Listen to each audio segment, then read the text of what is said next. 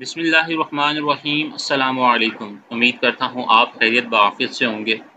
आज जो हम लेक्चर डिस्कस करने जा रहे हैं वो कमीशन एजेंट के ऊपर है और कमीशन एजेंट में कौन-कौन आते हैं।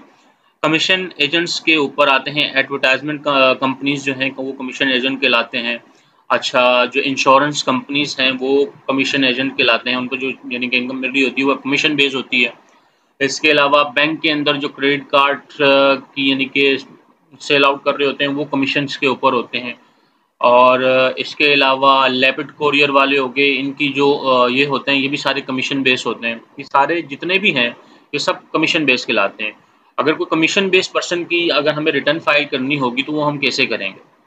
तो चलिए हम स्टार्ट करते हैं आज के लेक्चर को।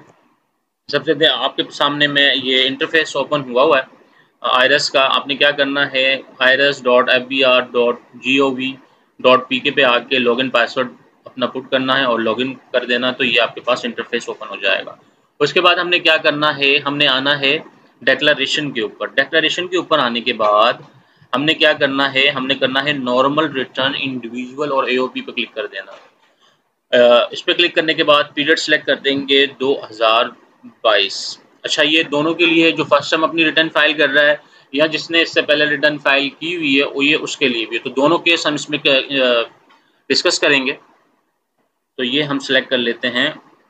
ये हमारे पास फॉर्म ओपन हो गया। इसको पहले सबसे पहले हम ये कर देते हैं ऐसे, ताकि कन्फ्यूजन ना हो। ये पूरा इंटरफेस है इसका।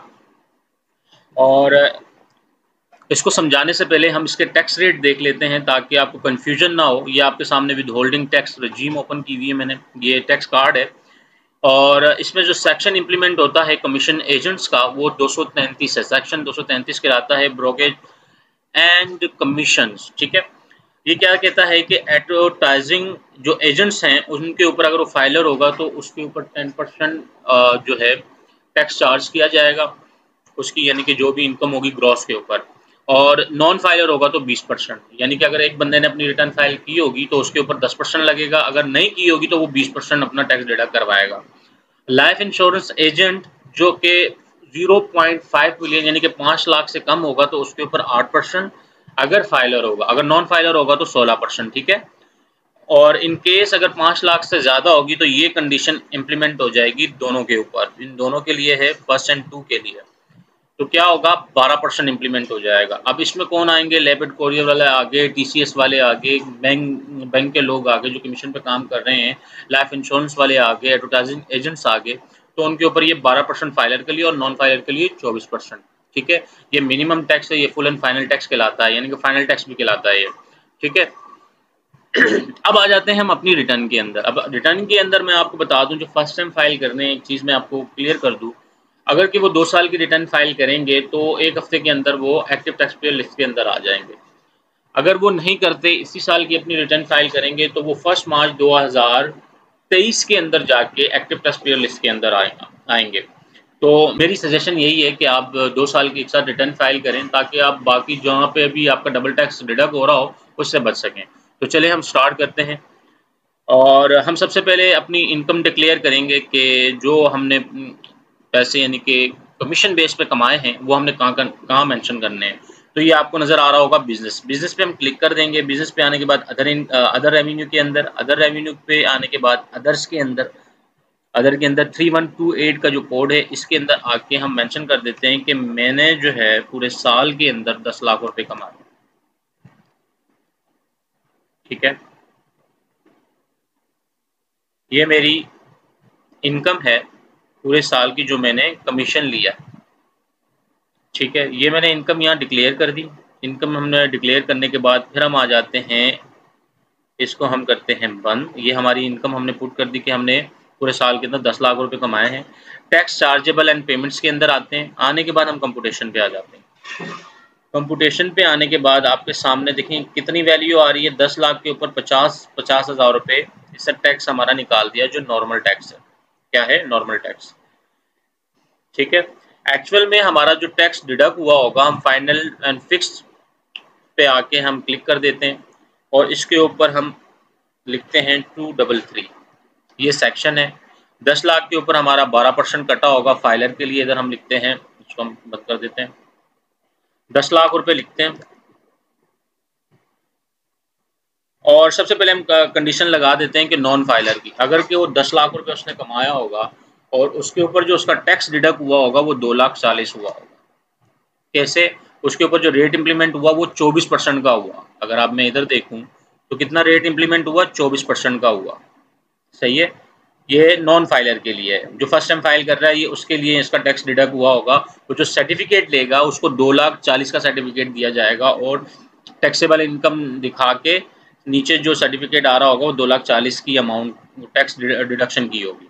तो एक्चुअल में कितना कटना था अगर फाइलर होता? तो 1,20,000 होती। ठीक है।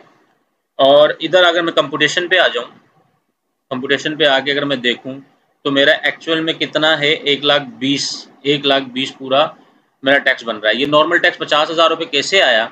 ये मैं आपकी इसकी कैलकुलेशन बता देता हूँ कि ये देखें, ये नॉन सैलरी पर्सन का टैक्स रेट है 2022 का। 4 लाख तक एग्जम्प्ट है और मेरी मैंने कितने कमाए हैं? 10 लाख रुपए। तो 10 लाख अगर मैंने इस साल कमीशन कमाया है तो 6 लाख से लेके 12 लाख, इसमें क्या फिक्स जो टैक्स लगेगा वो 10,000 है और 6 लाख तक एग्जम्प्ट है। 6 लाख से ऊपर जो वैल्यू होगी 4 लाख के ऊपर 10% इंप्लीमेंट हो जाएगा। 10 लाख मैंने लिखा, 6 लाख की मेरी एग्जम्पशन है, 4 लाख के ऊपर इसको 10 लाख से 6 लाख निकाल दिए तो 4 लाख बचे। 4 लाख के ऊपर मैंने 10% का रेट इम्प्लीमेंट कर दिया तो कितना आया? 40,000 रुपये। तो 10,000 रुपये फिक्स है। तो दोनों को मिला के कितना बना? नॉर्मल मेरी जो नॉर्मल टैक्स मेरा बना रहा है आईआरएस कितना बना रहा है? 50,000 रुपये। और एक्चुअल में मेरा टैक्स कितना है? 1,20,000 रुपये मेरे को पे करना है, जो फिक्स है, फिक्स एंड फाइनल है। अगर ये एडजस्टेबल होता तो सीधा सीधा आके 50 इसमें से माइनस कर देते तो कितना बचता? 17,000 रुपये मेरे रिफंड में आ जाते, जो कि अभी क्या दिखा रहे हैं? डिफरेंट ऑफ मिनिमम चार्जेबल यहाँ दिखा रहे हैं, ये रिफंड में आ जाते। अब बेसिकली मैं नॉन फाइलर था तो मेरा जो नीचे 1,20,000 नज़र आपको आ रहा है, मेरा एक्चुअल में 2,40,000 टैक्स कटा है और नीचे जो वैल्यू नज़र आ रही है वो 1,20,000 की रिफंड की नज़र आ रही है। वजह क्या हुई कि मैं नॉन फाइलर था इसलिए मेरा टैक्स डबल कटा, तो ये रिफंड के उसके ऊपर आ जाएगा। तो ये मैं क्लेम कर सकता हूँ, ये कंडीशन है कि नॉन फाइलर के ऊपर ही क्लेम कर सकते हैं कि नहीं कर सकते, इसमें हम सेपरेट पूरी डिस्कशन करेंगे इंशाल्लाह। ठीक है। यहाँ आ जाते हैं, यहाँ आने के बाद फिर हम क्या करते हैं, इधर फाइनल एंड फिक्स के अंदर दोबारा आ जाते हैं। ये तो नॉन फाइलर की कहानी होगी।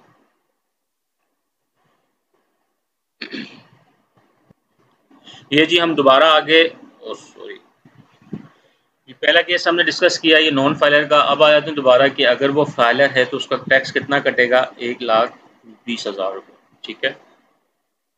ये उसका एक्चुअल में टैक्स कटा किसका? फाइलर का। तो इसको हम दोबारा से कैलकुलेट कर लेते हैं। ये हमारा हो गया कैलकुलेशन। ठीक है, 1,20,000 की ये आ गई। और हम आ जाते हैं दोबारा से कंप्यूटेशन के ऊपर और ये देखें, पहले रिफंड आ रहा था, अब रिफंड नहीं आ रहा, ना हमारा रिफंड निकल रहा है और ना ही हम इसको क्लेम कर सकते हैं। ठीक है। 1,20,000 था, एक्चुअल में मेरा टैक्स कितना बन रहा है? अगर नॉर्मल टैक्स देखा जाए तो 50, लेकिन ये 1,20,000 इसलिए ये फुल एंड फाइनल टैक्स है, या ना हम एडजस्ट कर सकते हैं और ना हम रिफंड ले सकते हैं। यहाँ तक बात समझ आ गई। ये जो 1,20,000 है इसको हमने दोबारा आना है बिजनेस के ऊपर, मैनेजमेंट के ऊपर, रेट एंड टैक्सेस के ऊपर आके हमने क्या करना है? 1,20,000 रुपये इस जगह पे मेंशन कर देना है जो हमारा टैक्स कटा। सही है। ये कटने के बाद हम आ जाते हैं दोबारा, ये हमारा एक्सपेंस है। ठीक है। अब आ जाते हैं, इसको हम क्लोज कर देते हैं वेल्थ स्टेटमेंट के ऊपर। वेल्थ स्टेटमेंट के ऊपर आने से पहले हम क्या करते हैं कि टैक्स चार्जेबल के अंदर आके एडजस्टेबल टैक्स के अंदर आ जाते हैं। देखिए, एडजस्टेबल टैक्स के अंदर आने का मकसद मैं आपको बता दूं कि हमारे बहुत से ऐसे टैक्स हैं जो हमारे डिडक्ट होते हैं। जैसे मैं आपको बता दूं कि हम टेलीफोन बिल जो हमारा आता है पीटीसीएल के ऊपर, उसके ऊपर टैक्स डिडक्ट होता है। सेल फोन के ऊपर जो टैक्स डिडक्ट होता है वो हम इधर मेंशन कर देंगे। यहाँ आके हम क्या करेंगे, इसको क्लिक करते हैं। अब फर्ज करें कि मेरा जोंग का नंबर है, या जोंग के ऊपर जो मेरा सर्टिफिकेट मैंने निकाला होगा,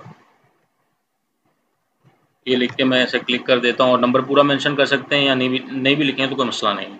वैसे मेंशन कर दें ज़्यादा बेहतर है। यहाँ आके अब मैं लिख देता हूँ, ये मेरा यानी कि पूरे साल मैंने बैलेंस डलवाया और इसके ऊपर जो मेरा टैक्स कटा वो कटा ये। ठीक है। ये मैंने मेंशन कर दिया, ये मेरा एक ये टैक्स हो गया किसका? ये टेलीफोन के ऊपर जो हमारा टैक्स डिडक्ट हुआ होगा पीटीसीएल के ऊपर, वो आप निकाल सकते हैं आप। इसके ऊपर मैंने बताया हुआ भी है कि हम कैसे सर्टिफिकेट निकालेंगे इसका। तो हम यहाँ आके लिख देते हैं पीटीसीएल। इस जगह पे आप नंबर मेंशन कर दीजिएगा 201 जो भी होगा आगे आपका, ठीक है। अमाउंट लिख दीजिएगा।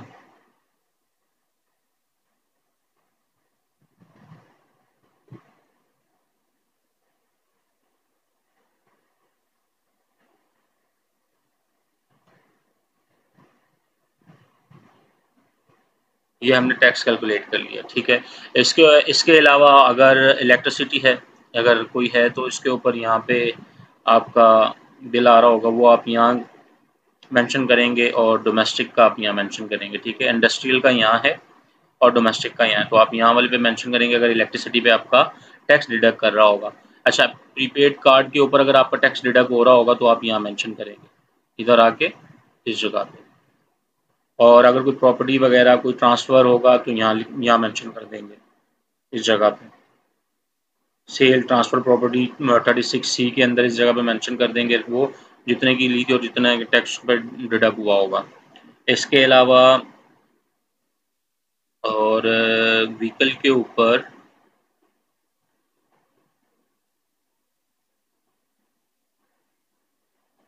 रजिस्ट्रेशन फ़ी है वो यहाँ मेंशन करेंगे आप। यहाँ ट्रांसफ़र अगर गाड़ी की होगी तो वो यहाँ मेंशन करेंगे।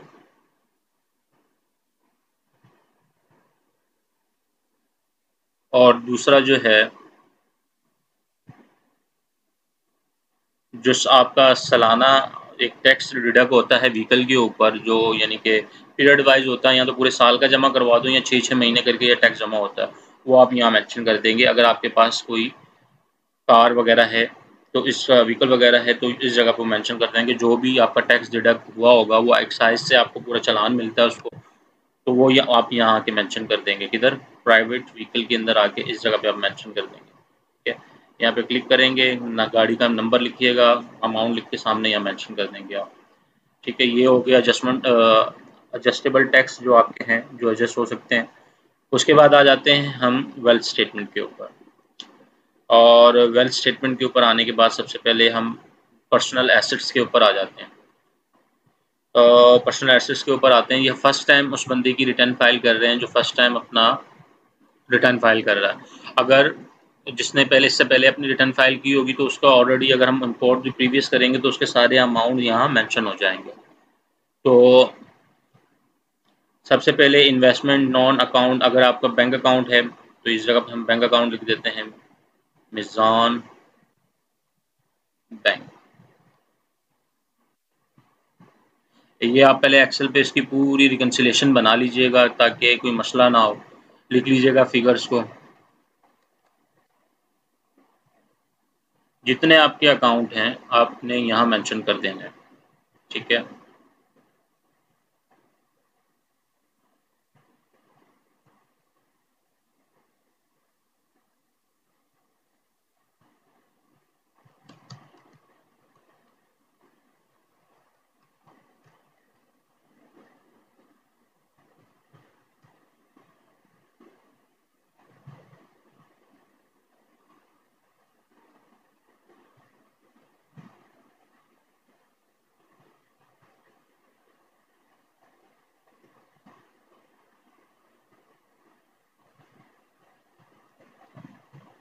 ये स्टैंडर्ड का बैंक है, स्टैंडर्ड चार्टर्ड, ये लिख दिया हमने।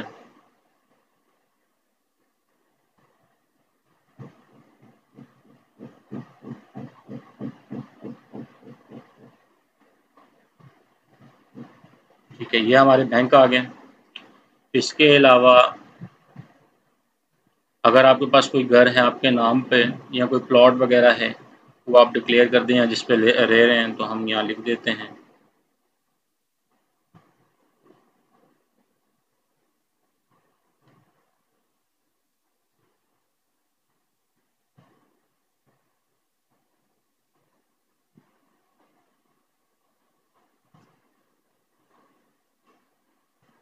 आप पूरा एड्रेस मेंशन कर दीजिएगा। मैं सिर्फ यहाँ पे ये लिख रहा हूँ आपको बताने के लिए ये वाला, बाकी ये बाद में मेंशन कर देंगे हम। ठीक है, आपने पूरा एड्रेस लिखना है, जो भी है प्लॉट नंबर वगैरह सब कुछ लिख के इस जगह पे आपने मेंशन कर देनी है प्रॉपर्टी जितनी की भी होगी। और ये प्रॉपर्टी आप हमेशा याद रखिएगा, इसके ऊपर जो लीज़ करवाई होगी आपने, उसके ऊपर जो वैल्यू होगी वो मेंशन कीजिएगा। या फिर एफबीआर ने अपने रेट दिए हुए हैं, अगर फर्स्ट आपने अभी परचेज़ की है, उसके ऊपर जो अमाउंट एज़ पर एफबीआर जो उसकी फेयर मार्केट वैल्यू बन रही है फिर वो मेंशन करें। लेकिन पहले वाला ऑप्शन ज़्यादा बेहतर है। ठीक है, अगर कोई बिज़नेस कैपिटल है तो आप यहाँ मेंशन कर देंगे। अच्छा, मोटर व्हीकल है तो आप यहाँ मेंशन कर दें।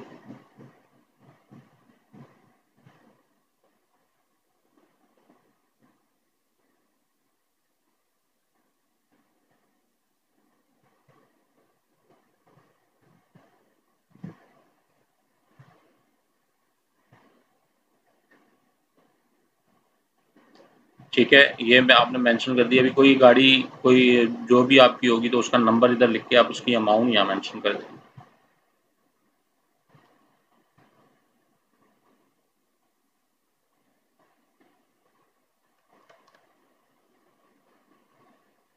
ये ट्रांसफ़र डॉक्यूमेंट होगा जब आपने परचेज़ की होगी, उसके ऊपर जो वैल्यू लिखी होगी वो आपने यहाँ मेंशन करनी है। ठीक है,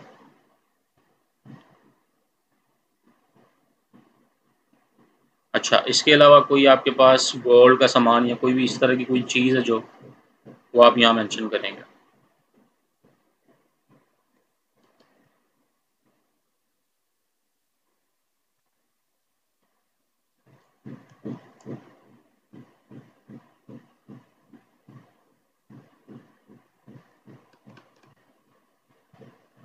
इसकी वैल्यू आपको पता होनी चाहिए कि कितनी थी। हाउस इफ़ेक्ट आप यहाँ मेंशन कर दें। पर्सनल आइटम में अगर कोई चीज़ है आपके पास वो यहाँ मेंशन कर दें।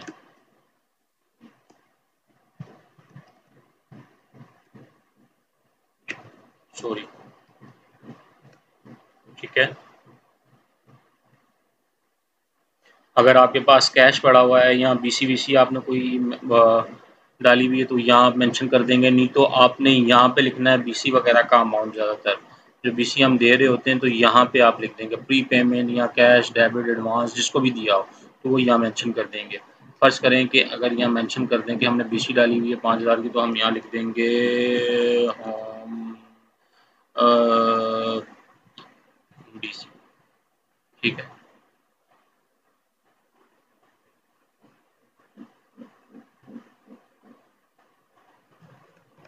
यहाँ मेंशन कर देंगे। ठीक है, अगर यहाँ नहीं करना तो आप यहाँ भी कर सकते हैं, कैश वाले कॉलम के अंदर भी आप कर सकते हैं। ठीक है, यहाँ हमने ये मेंशन कर दिया। अच्छा, इसके बाद आ जाते हैं जी other acid, acid and other name. अगर किसी और के नाम कोई एसिड है तो यहाँ मेंशन कर देंगे। एनी अदर एसिड है तो यहाँ मेंशन कर देंगे। ठीक है, यानी कि बच्चों के नाम पे अगर कोई चीज़ है आपने दी हुई है तो वो डिक्लेयर, अगर आप वो उन्होंने अपनी रिटर्न फाइल नहीं की हुई तो आप अपने नाम पे इस जगह पे मेंशन कर देंगे, उनका नाम लिख के। ठीक है, और इसके अलावा अगर किसी को पैसे आपने देने हैं या बैंक से कोई लोन वगैरह लिया हुआ है तो उसकी वैल्यू यहाँ मेंशन कर देंगे। या किसी और को आपने लोन वगैरह दिया, किसी से लिया हुआ है तो वो ये मेंशन कर यहाँ मेंशन कर देंगे उसका नाम वगैरह। और अगला बंदा भी अपनी रिटर्न अगर वो फाइलर है तो वो मेंशन करेगा। ठीक है, ये होगी हमारी वेल्थ, और सॉरी ये हमारे हो गए पर्सनल एसेट एंड लायबिलिटीज़, ये हमने बना दी। अब आ जाते हैं हम रिकन्सिलेशन पे। इस ये टोटल ये बनी, और हमने कंप्यूटेशन पे आए।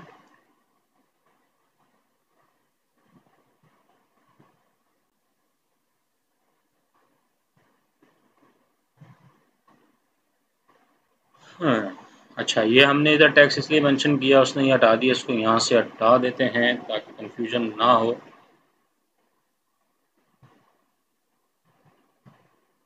क्योंकि मेरी इनकम वही थी और ये हमने इधर गलत मेंशन कर दिया। अब आ जाते हैं दोबारा एसेट्स के अंदर। इस जगह पे क्या लिखना है हमने, income activity receipt declare as per return. इस जगह पे हम लिख देते हैं 1,20,000।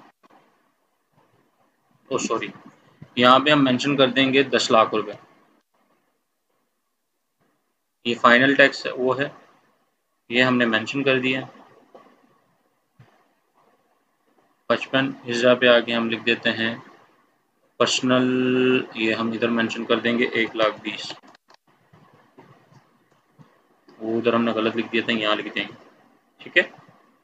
1,20,000 यहाँ लिख देंगे। और आपके हाउस एक्सपेंस अगर आपके पास पूरे तरीके से मेंटेन हुआ है तो आपने क्या करना है कि उसको इसी तरह मेंशन करना है। इलेक्ट्रिसिटी है, व्हीकल में मेंटेनेंस है, अगर आपके पास सारी चीज़ें तरतीब वाइज हैं तो तरतीब वाइज लिख दें, अगर नहीं है तो पर्सनल अदर पर्सनल के अंदर हाउस होल्ड एक्सपेंस के अंदर आके आप लिख दें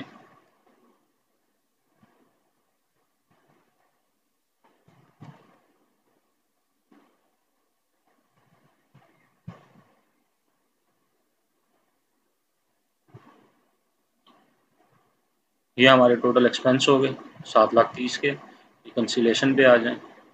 अब देखें ये आपने फर्स्ट टाइम अपना रिटर्न फाइल करना है। जो बंदा अपना फर्स्ट टाइम रिटर्न फाइल करेगा, बाकी ये जो नीचे अमाउंट आ रही है इसको आप कॉपी करके प्रीवियस के अंदर लिखना, ये फर्स्ट टाइम के लिए। अब क्या होगा अगले, अब जो फाइलर होगा इससे पहले ये जो अमाउंट आ रही है ये उसके अगले साल के प्रीवियस ईयर में आएगी। अब पूरी एक रिकन्सिलेशन बनेगी, इसका भी आपके पास जवाब होना चाहिए। ये जो अमाउंट आ रही है ये वाली प्रीवियस की, अगर एफबीआर आपसे रिकॉर्ड तलब करेगा तो आपको इस वैल्यू की जस्टिफिकेशन देनी होगी पिछले सालों की पूरी रिकन्सिलेशन बना के। अब देखें 65 अगले साल की आ जाती है तो इसके ऊपर पूरा रिकन्सिलेशन बनेगा कि ये है मेरी इनफ्लो इतना था, इतना एक्सपेंस हो गया मेरा, बाकी जो बचा वो मेरे एसेट्स के अंदर यूटिलाइज हो गया, या बैंक में बढ़ गया, या कैश में बढ़ गया, या मैंने कोई एसेट परचेज कर लिया है, किसी को लोन दे दिया, तो सारा यहाँ मेंशन हो जाएगा, ठीक है। ये कमीशन एजेंट की एक रिटर्न की कंप्लीट डिटेल में हमने इसको डिस्कस किया है। और इस टॉपिक के हवाले से कोई भी आपका क्वेश्चन या क्यूरी हो आप मुझे कमेंट सेक्शन में पूछ सकते हैं। अपनी दुआओं में याद रखिएगा। अल्लाह हाफिज़।